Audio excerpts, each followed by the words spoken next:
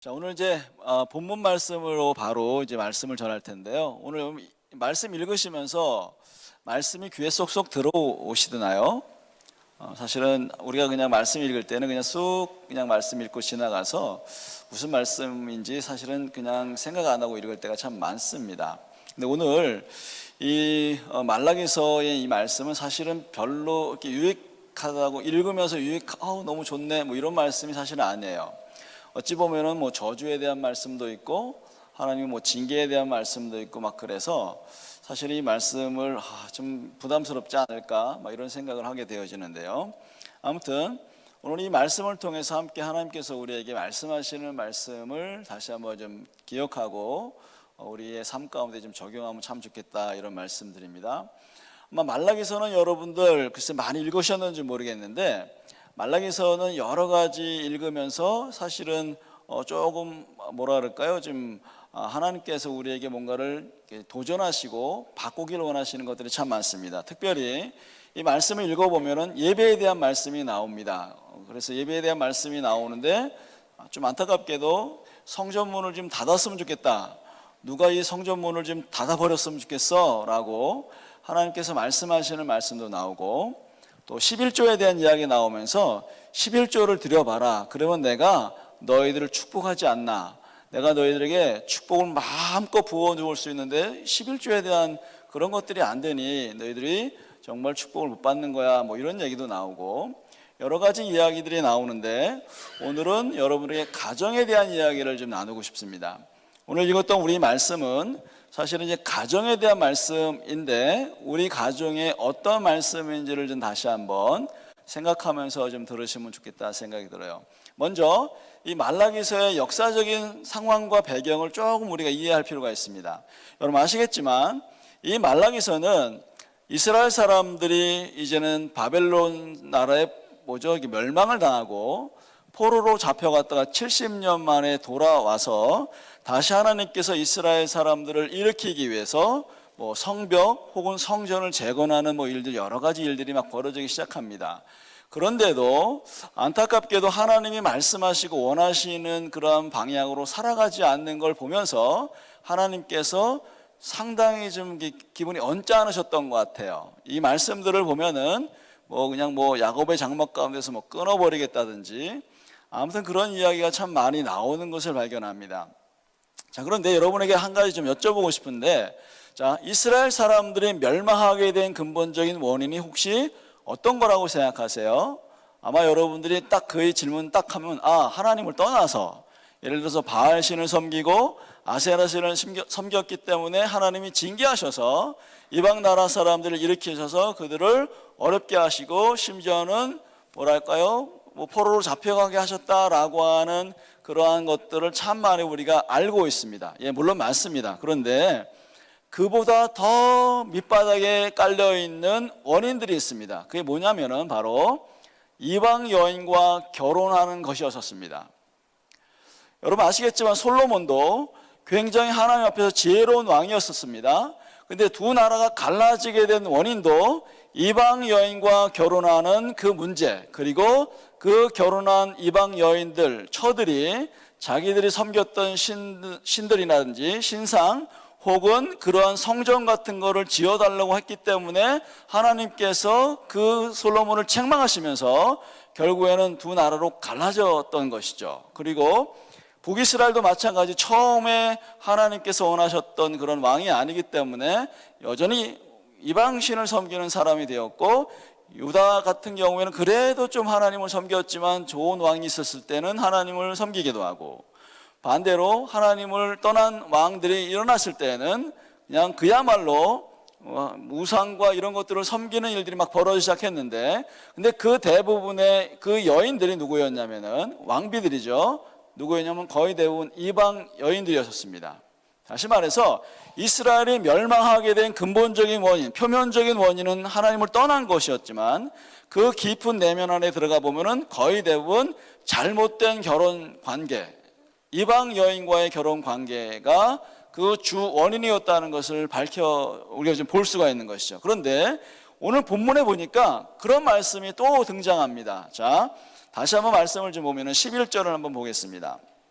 자, 유다는 거짓을 행하였고 이스라엘과 예루살렘 중에서는 가증한 일을 행하였으며 유다는 여호와께서 사랑하시는 그 성교를 욕되게 하여 이방신의 딸과 결혼하였으니 이 일을 행하는 사람에게 속한 자는 깨는 자나 응답하는 자는 물론이요 만군의 여호와께 제사를 드리는 자도 여호와께서 야곱의 장막 가운데서 끊어버리시리라 라고 말씀하십니다. 자, 지금 11절에는 뭐라고 말씀하시냐면은 자, 하나님께서 이방신의 딸과 결혼하는 것, 다시 말해서 성결한 어떠한 결혼 생활을 욕되게 해서 결국에는 이방 여인과 결혼하는 것이 문제다라고 말씀하십니다. 근데 여기서 여러분 일반 사람들이 이방 여인과 결혼했다라고 하는 것보다는 여기 12절 가운데 누가 이방 여인과 결혼했는지에 대해서 좀 언급하고 있는데 여기 뭐라고 되어 있습니까? 깨는 자나 응답하는 자. 이거는 어떻게 보면은 정확하게 나와 있지는 않아요. 그렇지만 예상해 볼 수 있습니다. 깨어있는 사람이 누구죠? 거의 대부분의 군인들은 깨어 있어야 합니다. 왜요? 적군들이 쳐들어올까 해서 깨어 있어서 미리 방비해야 되고 그리고 정치적인 어떤 사람들도 깨어 있어야 합니다. 여러분 아시겠지만 그 성전을 지을 때 깨어 있었어요. 그래서 주변의 나라 사람들이 쳐들어올 것에 대해서 방비하고 한 손에는 칼을 들고 한 손에는 장비를 들면서 성전과 그 성벽을 재건했던 것들을 우리가 기억할 수 있습니다. 자, 근데 누가 그러면 여기서 이방 여인과 결혼했냐면 바로 군인들이나 아니면 정치하는 사람들이 바로 그러한 문제들이 있었다는 겁니다. 뿐만 아니라 여기 뭐가 되어 있습니까? 자, 제사를 드리는 자도 라고 되어 있습니다. 자, 그러면 누굴 말하는 거죠? 요즘 말로 하면은 목사님들 아니면 주의 종들 이런 사람들이 다시 말해서 이방 여인과 결혼하는 장면들이 있었다는 겁니다. 아니 처음서부터 이방 여인과 결혼하는 것이 아니고 나중에 뒤에 읽어보면은 이미 결혼 생활하고 있었음에도 불구하고 이방 여인과 결혼하는 장면들이 있었기 때문에 하나님께서 굉장히 마음이 불편하셨습니다. 또 여기서는 어떻게 됐습니까? 응답하는 자는 물론이요 라고 되어 있는 것은 이건 선지자들을 이야기합니다. 자, 그러니까 지금 보니까 뭐 정치인이든지 뭐죠? 군인이든지 아니면 제사장이든지 예언자든지 아니면 뭐 제사장이든 상관없이 이들 지도자들이 이스라엘 안에서 행해야 하지 말아야 할 일들, 평민들도 하지 말아야 할 일들, 이러한 것들을 이 제사장들이나 지도자들이 행하고 있었을 때 하나님께서 굉장히 불편하시는 마음들을 지금 여기서 내비치고 계십니다. 자, 그런데 그것이 문제가 아니고 뭐라고 되어 있습니까? 13절에 보니까 이렇게 되어 있습니다.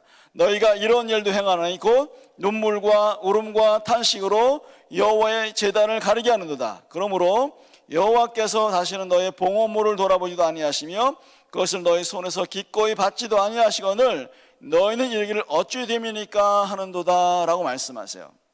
자, 지금 하나님께서 뭘 말씀하시냐면은 자, 이제 이방 여인과 결혼하는 것이 있어 라고 이야기하면서 뭘 말씀하시냐면은 자, 이제 제단이 있는데 제단 안에 눈물과 울음과 탄식이 있기 때문에 내가 더 이상 너희들이 드려지는 예배 봉헌물 받지 않겠어 라고 하나님께서 말씀하십니다.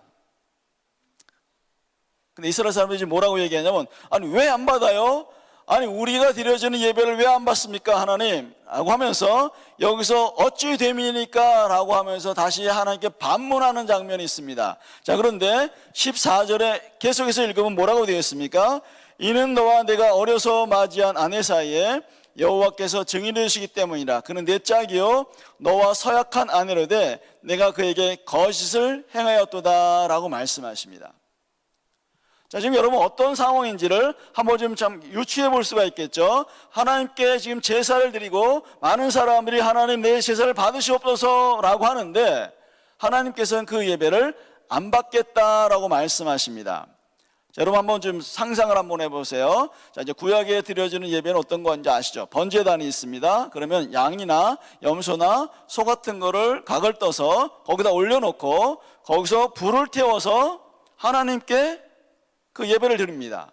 그리고 하나님께서 그 예물을 흠양하셔서 그들을 축복하시는 것들이 거의 일반적으로 구약시대에 나와 있는 예배입니다. 제사입니다. 자, 그런데 요즘 말로 한번 좀 바꿔볼게요. 자, 지금 여러분들 지금 주님 앞에 예배 드리고 계시죠?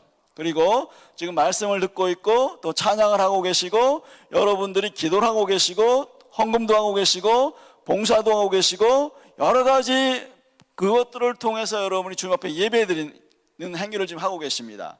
자, 근데 여러분들 이렇게 이야기하면 여러분 지금 기분이 어떠실지 모르겠어요. 나 너희들 예배 안 받을 거야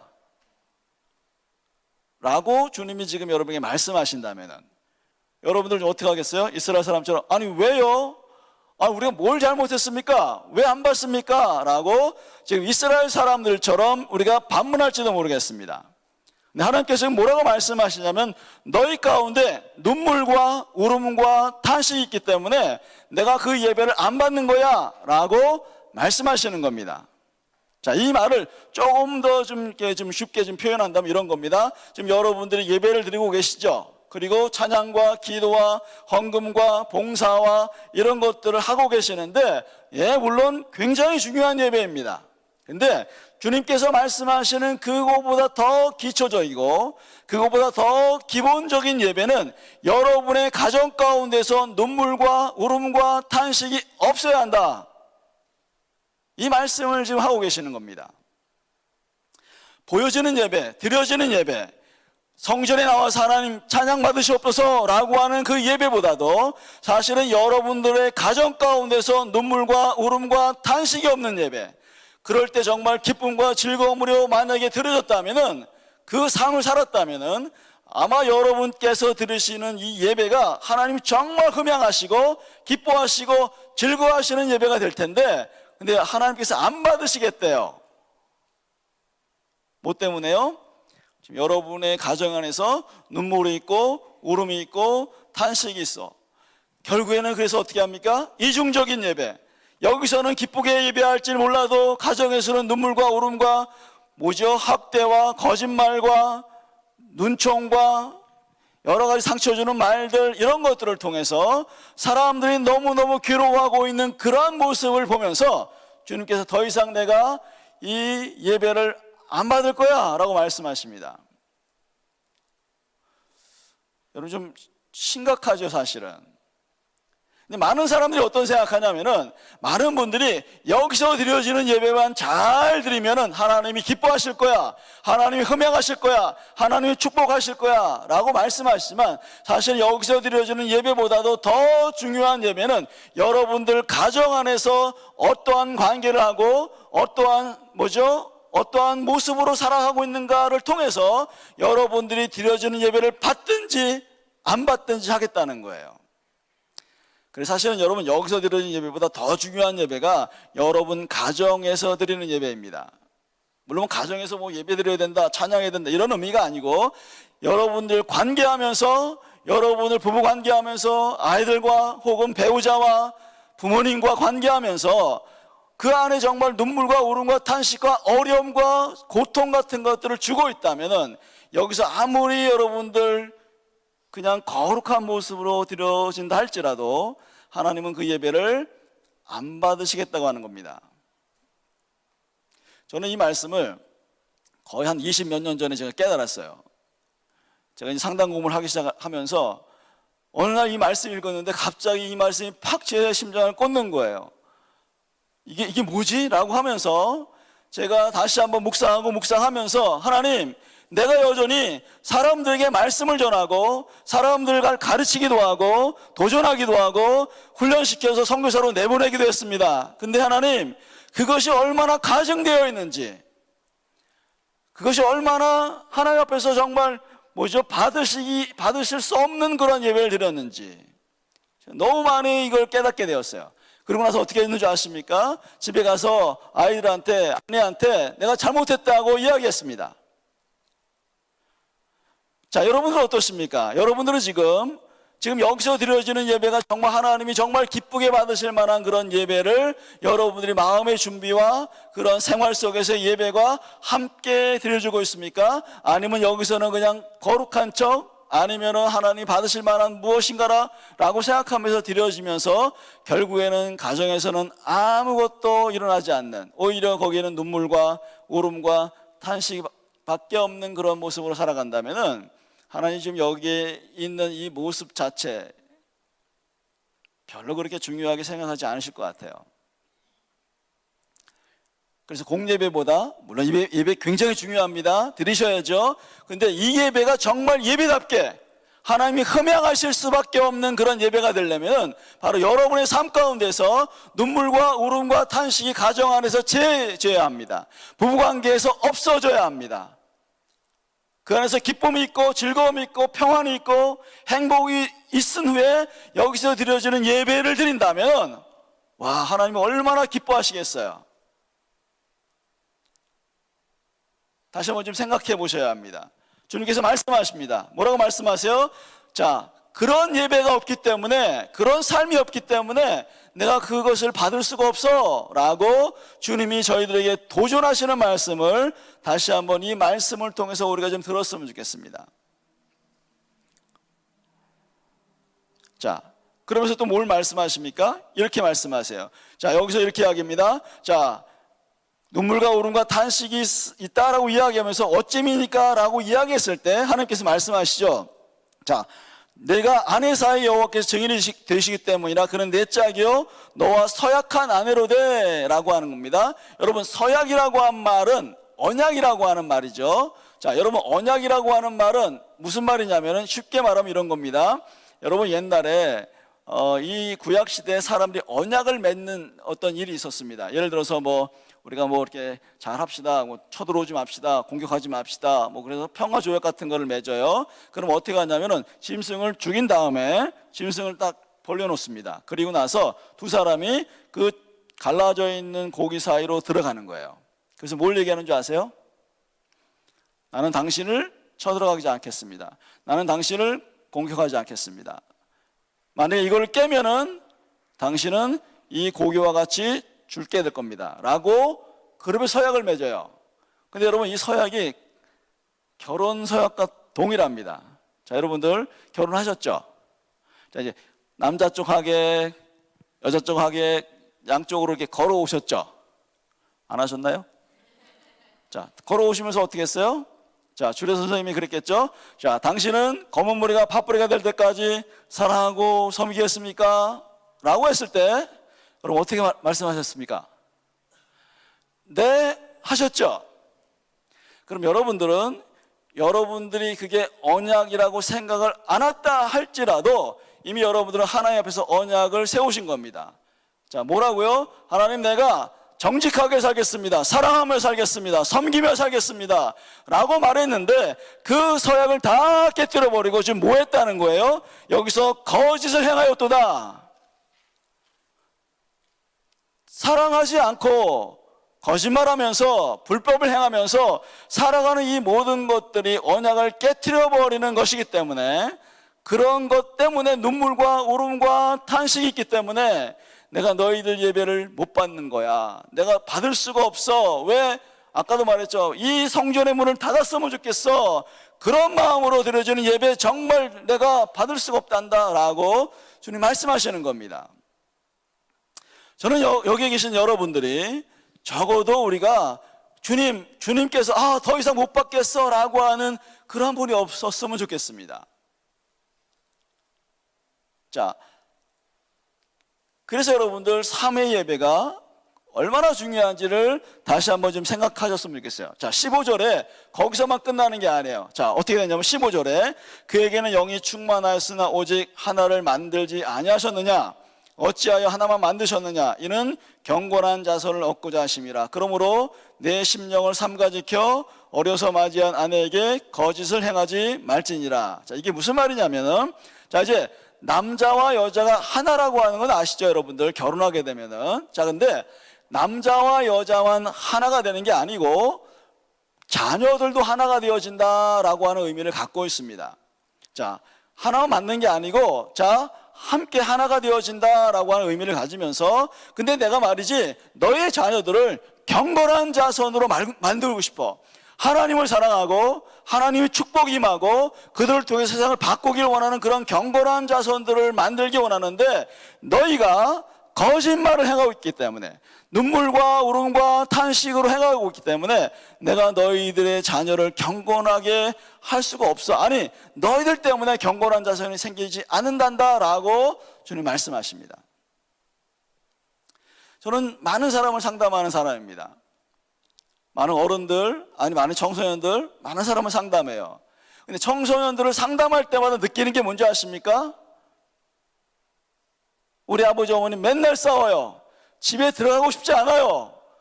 거기 가면 맨날 그야말로 소리 지르고 비하하고 비난하고 싸우고 정죄하고, 내가 집에 들어갈 때마다 정말 마음을 탁 닫고 오늘 내가 문을 탁 닫아버리고 저들의 이야기를 듣지 않겠어 라고 하는 그런 마음으로 살아가는 사람들이 너무 많다는 겁니다.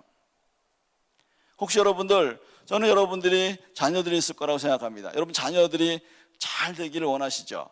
아마 그래서 저도, 여러분들도 아마 자녀들을 위해서 엄청 기도하실걸요? 저도 가장 많이 기도하는 기도 제목이 뭔지 아십니까? 하나님, 우리 두 아들 잘 되게 해주세요. 하나님 섬기게 해주세요.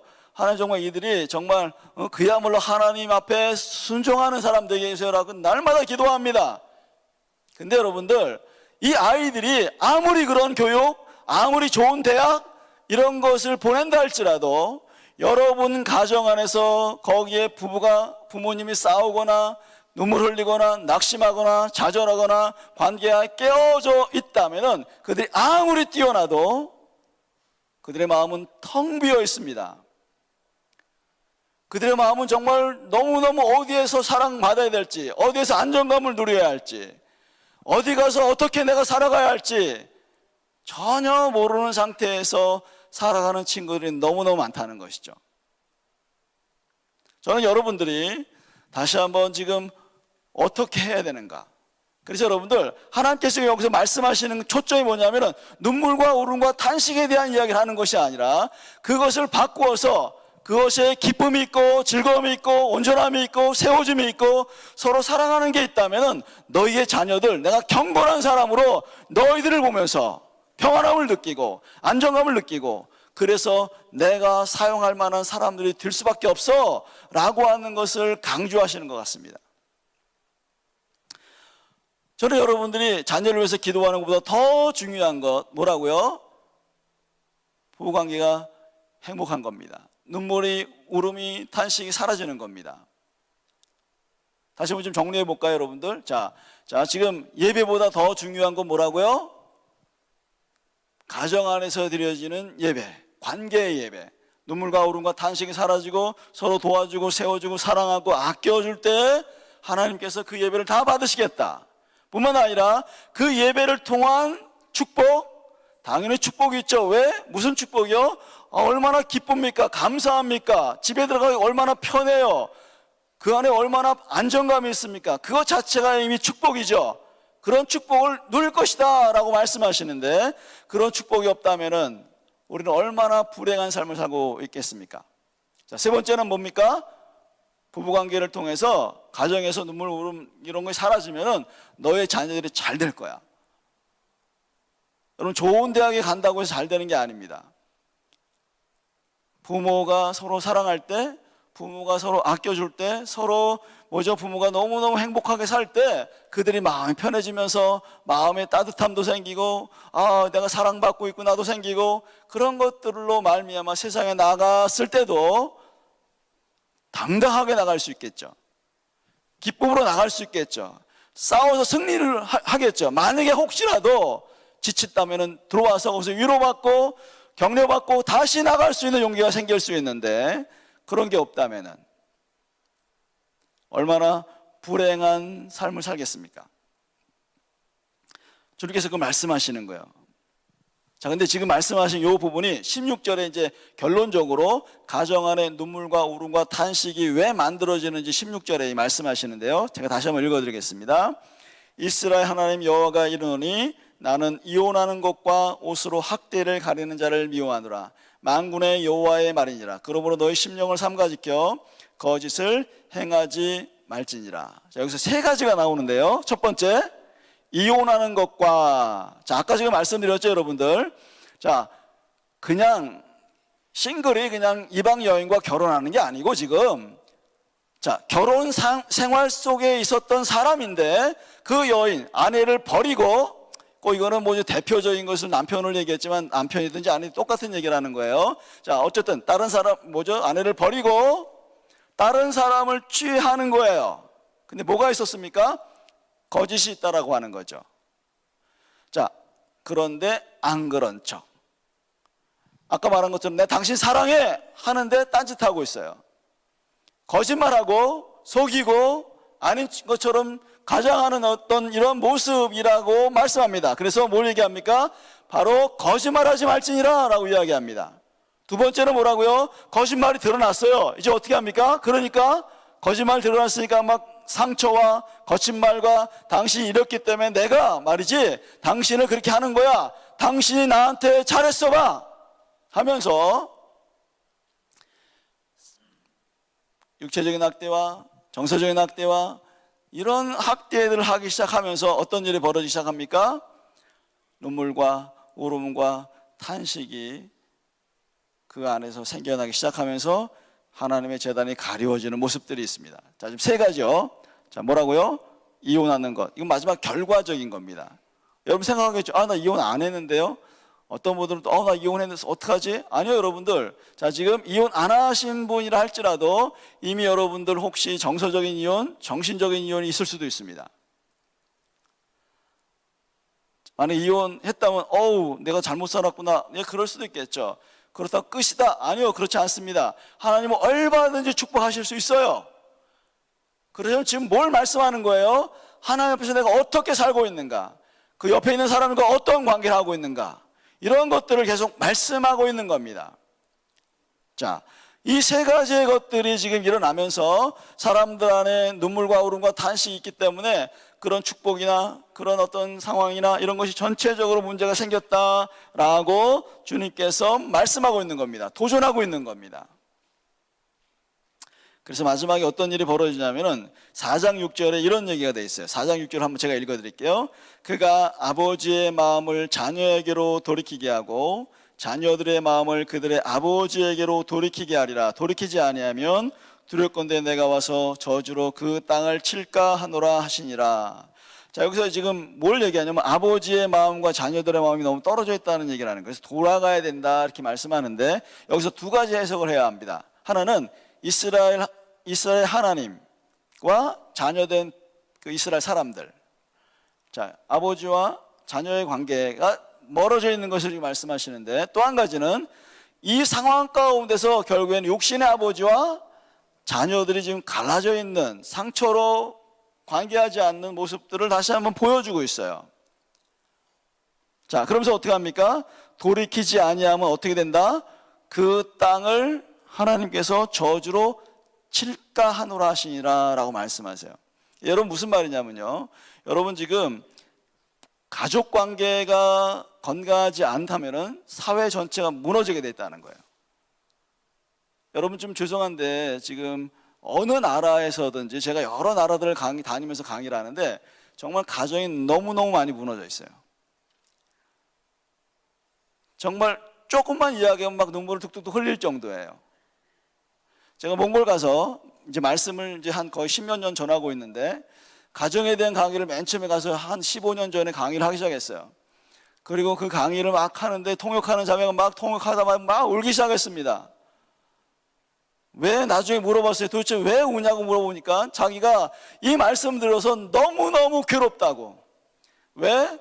지금 내가 너무 사람들을 갖다 비난하고 무시하고 남편을 갖다 저주하고 부모님을 저주하면서 살았다고. 근데 이 말씀 들으니까 도저히 통역할 수 없어서 그냥 눈물이 나와서 어떻게 할 수 없다고 그러한 고백을 하는 그러한 자매님 만났어요. 너무 가정이 깨져 있는 거예요. 아버지가 누구인지를 모른대요. 왜? 겨울에는 겨울 아버지가 오고 여름에는 여름 아버지가 오는 거예요. 여러분 이해가 되십니까? 이런 말이? 저도 맨 처음에 이해를 못했어요. 아니 이게 무슨 말이냐 그랬더니 그 겨울 아버지가 있대요. 그 겨울 아버지는 어떻게 합니까? 여름에는 떠난대요. 그리고 나중에 뭡니까? 반대로 되면 여름 아버지가 오고 이렇게 왔다 갔다 하는 거예요. 그래서 아버지가 누구인지 몰라요. 이러한 상황들을 보면서 야 정말 이게 도대체 이게 무슨 말인가 이게 라고 정말 저는 충격을 받았어요. 너무 많이 깨져 있어요. 그 사회 자체가 막 흔들흔들거리고 그래서 거의 대부분 알코올 중독자에 마약 중독자에 이런 사람이 너무너무 많습니다. 어디서부터 출발한 거냐면은 가정에 눈물과 울음과 탄식이 있기 때문에 안정감을 둘 곳이 없는 거예요. 아마 모르긴 몰라도 이 미국도 마찬가지라고 저는 생각합니다. 제가 맨 처음에 2007년도인가에 하여튼 처음에 제가 미국에 강의를 오게 됐어요. 그리고 이제 파세디나 쪽에서 제가 강의를 했었는데 한 4일 정도 강의를 했던 것 같아요. 내적 치유 강의인가 뭐 이런 거 했었어요. 근데 이제 한 분이 찾아오셨어요. 그래서 뭘 말씀하시냐면, 목사님, 저희 아이들, 그러니까 교회 전수사님인데 아이들이 저랑 같이 친하게 지내는데 이 아이들을 좀 만나 주십시오. 그래서 이제 만났죠. 그래서 식당에서 이제 같이 식사를 하면서 만났는데, 식당에 딱 들어오는데 이 친구들 범상치 않다. 벌써 머리 모양도 다르고 뭐 하여튼 뭐죠 이렇게 뭐 달고 뭐 하고, 벌써 딱 오자마자 딱 느꼈던 게 뭐냐면 이 친구들이 굉장히 어려운 삶을 살겠구나라고 하는 그냥 직감, 뭐 그냥 보면 다 알잖아요, 여러분들. 그래가지고 이제 식사를 하면서, 그리고 또 전사님이 얘기를 했든지 어려운 얘기 다 해라 해가지고 한 친구 다 자기 어려움 얘기를 하기 시작했어요. 근데 정말 듣는데요, 이게 너무너무 불쌍한 거예요.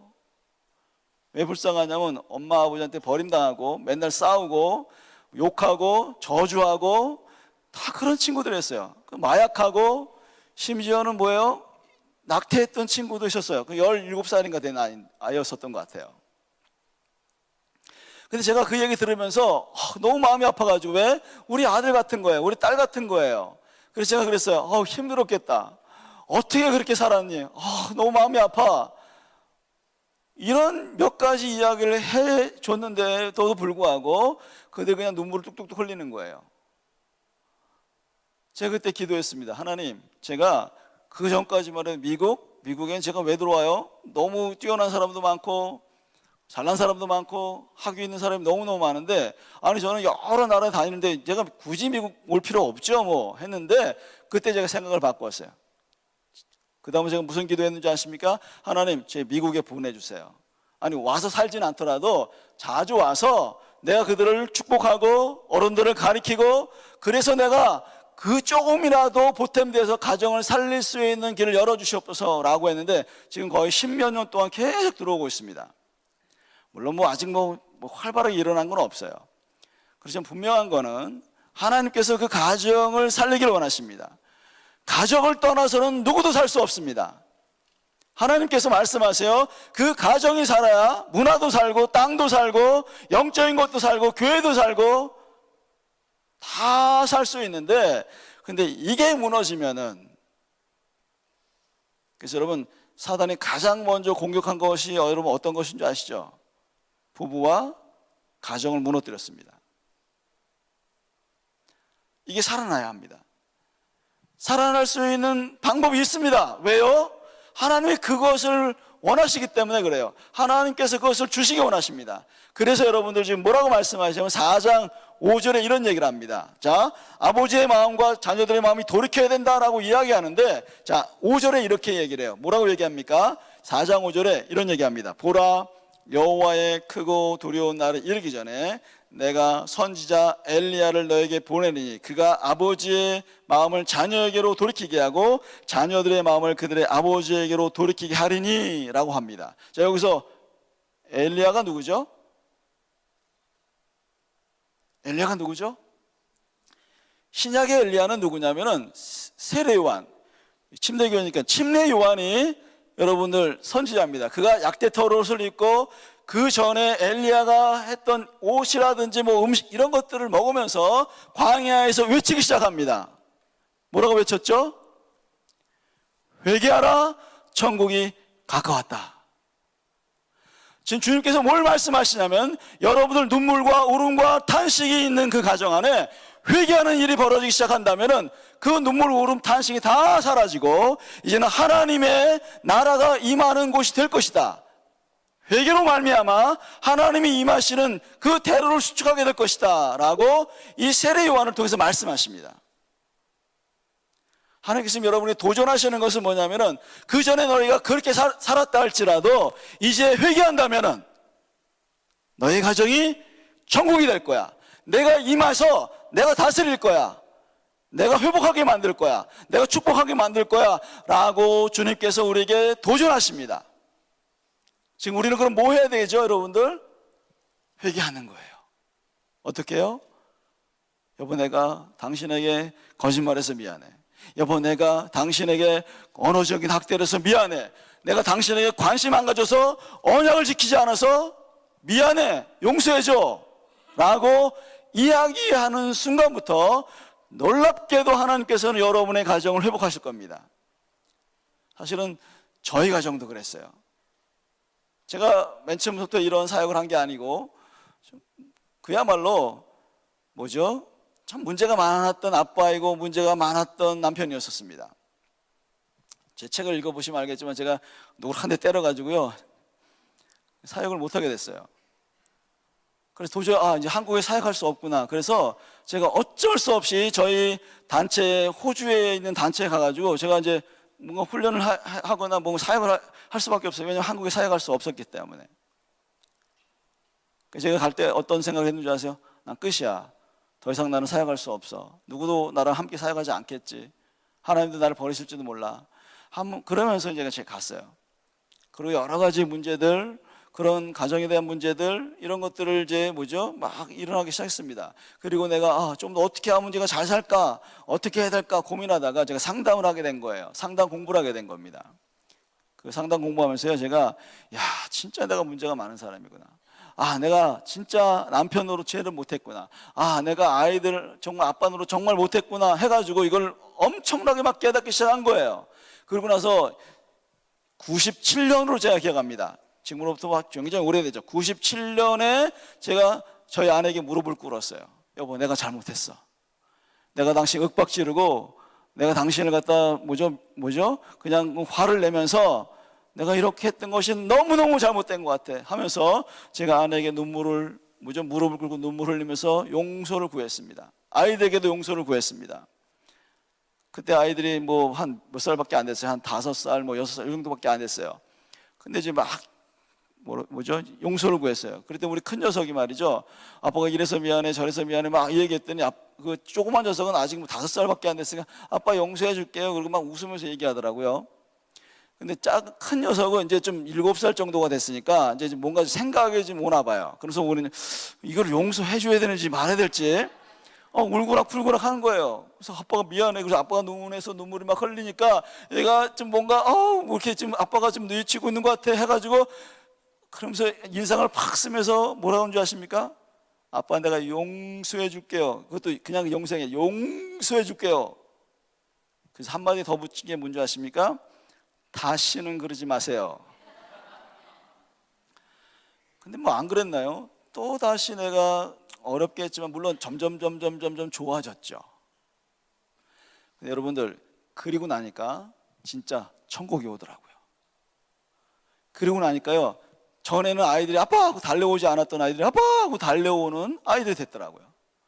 전에는 관계가 안 좋았던 아내 사이에 어떻게 해요? 이제는 서로 용서 구하고 세워주고 그러면서 함께 사역할 수 있는 것까지 지금 잘하게 된 겁니다. 저는 여러분들이 지금 우리 가정은 불행해. 아니요, 지금서부터 시작하면 됩니다. 지금서부터 어떻게 해요? 내가 잘못했어. 당신이 잘못했어가 아니라 내가 이것 때문에 내가 너무너무 당신에게 잘못했어. 용서해줘 하는 그 순간에 하나님께서는 여러분들의 가정 안에 임하실 겁니다. 무엇으로요? 기쁨으로, 즐거움으로, 화평함으로 임하게 될 것입니다. 제가 많은 사람들을 상담하면서 서로 부부 상담할 때 마지막에 어떻게 되는 줄 아세요? 여보, 내가 잘못했어 하면서 끌어안기 시작할 때 그 가정이 회복이 일어나더라고요. 너무 많이 그런 광경을 보고 있습니다, 저는. 그리고 그들이 어떻게 해요? 전에는 지옥이었는데, 우리 가정이 지옥이었는데 이제는 하나님이 거하시는 기쁨의 장소가 되었어요. 정말 안정감을 누릴 수 있는 장소가 되었어요 라고 찾아오시는 분들, 그분들 때문에 저는 또다시 사역합니다.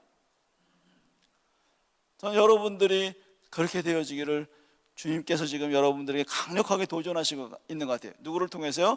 저를 통해서요. 사실은 저는 이런 말씀 이제 나누기 솔직히 싫어요. 왜냐하면은 자꾸 잘못했다고 그러는 것 같아가지고. 그리고 좀 은혜스러운 말씀을 전하기를 원하는데 참 여러분들 좀 밉죠 저가.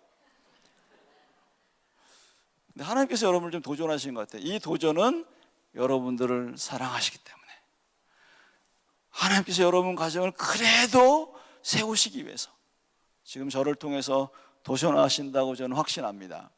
함께 그래서 이 시간에 여러분들 다시 한번 생각해 보세요. 내가 뭘 잘못했나? 아니 저 사람 잘못하고 우리 아이가 잘못한 거 말고 내가 잘못한 게 뭐지? 그래, 내가 너희들과 함께 있어주지 못해서 미안해. 내가 널 좀 더 기다려주지 못해서 미안해.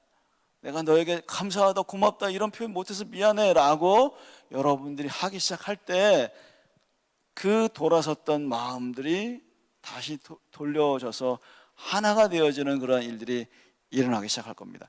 그때 정말 하나님께서 여러분들의 예배를, 여러분들의 축복을 해주시리라고 저는 확신합니다. 여러분, 이 말씀 딱 하시고 구약의 마지막 말씀을 하시고 400년 동안 하나님 말씀 안 하셨어요. 그리고 나서 첫 번째, 물론 뭐 좀 그렇긴 하지만 여러분, 신약에 넘어서 첫 번째 사건이 뭔지 아시죠? 예수님이 낳고 예수님이 태어났다. 그리고 예수님의 첫 번째 이적은 가나의 혼인잔치에서, 그만큼 하나님께서는 가정을 세우고 싶어 하시는 거예요. 혹시 여러분 지금 하나님 아저씨라고 말씀하시는 분은 없죠? 안 웃으시네. 웃을 줄 알았는데. 네, 우리가 하나님 아버지의 가족의 일원입니다. 그분의 문화 안에서 그분과 함께 살려면 우리가 그분의 문화를 배워야 돼요. 그분의 문화는 뭐라고요? 세워주고 사랑하고 격려하고 칭찬해주는 그 문화, 그것이 바로 천국이고 그것이 바로 이 교회 안에서, 가정 안에서 반드시 이루어져야 되는 하나님의 문화입니다. 저는 여러분이 그렇게 되어지기를 간절히 소망합니다. 저희 가정이 조금 살아난 것처럼, 지금도 완벽하진 않습니다.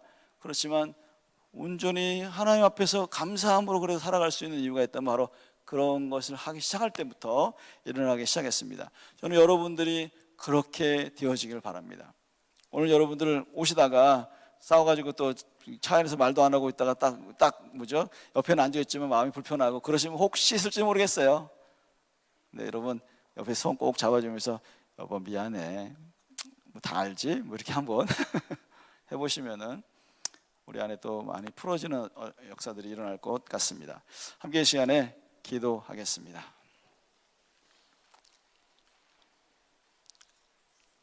잠깐 우리 옆에 있는 우리 배우자 옆에 혹시 앉아 계시면요, 손을 좀 꼭 잡으시겠습니까?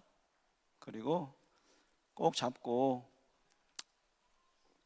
기도해 주셨으면 좋겠어요. 밖에 나가서 얼마나 힘들까. 특별히 이 이국 땅에 와서 언어도 잘 안 되는 곳에서 또 타 문화에서 그 백인들 혹은 흑인들 눈치 봐가면서 얼마나 힘든 생활을 할까. 격려가 필요하지 않을까요? 우리 남편한테.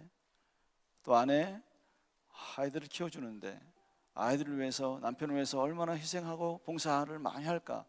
그런데 내가 이걸 못 알아줬네. 또 우리 아버지, 우리 어머니 혹은 우리 자녀들 얼마나 힘들까. 여기서 생존하기 위해서, 살아남기 위해서 얼마나 많이 고생하고 있는데 그런 고생을 몰라주고 이것도 못하니 저것도 못하니 하면서 오히려 비난하고 무시했을 때 그들이 얼마나 많은 상처를 받았을까. 여러분 다시 한번 우리 가족을 위해서, 하나님 우리 가족이 눈물과 울음과 탄식이 다 사라지고 기쁨이 있게 하시옵소서. 서로 감사가 있게 하시고 서로 세워주는 게 있게 하시고 서로 위로하면서 격려하면서 하나님 나라 갈 때까지, 이 가정이 하나님이 다스리는 그 나라가 될 때까지 계속 우리가 하나님 앞에 반응하며 나가겠습니다 라고 우리가 좀 주님 앞에 좀 기도했으면 좋겠습니다. 다시 한번 여러분들 주님 앞에 기도하시면서 하나님께서 여러분에게 축복하실 수 있는 그 은혜를 달라고 함께 기도하겠습니다. 기도하시겠습니다.